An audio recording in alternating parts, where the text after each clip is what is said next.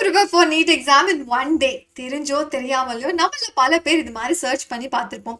அப்ப அதுக்கு நம்ம ஃபர்ஸ்ட் செட் பண்ண வேண்டிய விஷயம் என்ன அப்படின்னா நம்மளுடைய மைண்ட் தான். So just keep one thing in your mind. I'm just coming back with MBBS seat. இது மட்டும் தான் இது நம்ம மைண்ட்ல ஓடிக்கிட்டே இருக்கணும்.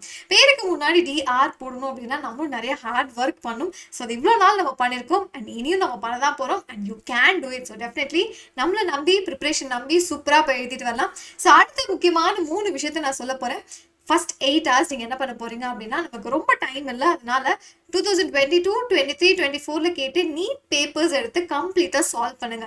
That will give you an idea ஒவ்வொரு சாப்டர்லையும் கொஸ்டின் எப்படி எல்லாம் கேட்டிருக்காங்க அப்படிங்கிறது. ஸோ அதுதான் நம்ம முதல்ல பண்ணணும். ஸோ அப்போ ஏதாச்சும் ஒரு கான்செப்ட் தெரியல அப்படின்னா பக்கத்தில் புக்கை வச்சு நம்ம அப்பயே அதை கரெக்ட் பண்ணிக்கலாம். அதில் வேற எப்படி கொஸ்டின் கேட்கலாம் அப்படிங்கிறதையும் நம்ம செட் பண்ணி வச்சுக்கலாம். முக்கியமான விஷயம் இது. ஸோ நெக்ஸ்ட் அதுக்கப்புறம் என்ன பண்ணலாம் அப்படின்னா ஸோ இதை முடிச்சதுக்கப்புறம் ஃபிசிக்ஸ் அண்ட் கெமிஸ்ட்ரி இருக்கக்கூடிய ஃபார்முலாஸை ஒரு ரேபிட் ரிவிஷன் பண்ணலாம். ஸோ ஆல்ரெடி நம்ம ரிப்பீட்டடாக படிச்சிருப்போம், சால்வ் பண்ணிப்போம், திரும்ப ஒரு தடவை ரீகால் பண்ணி பார்க்கலாம். அண்ட் கடைசியாக நம்ம பண்ண வேண்டிய விஷயம் ஸோ இது ரெண்டையும் முடிச்சதுக்கு அப்புறம் high weightage topics physics chemistry and biology especially.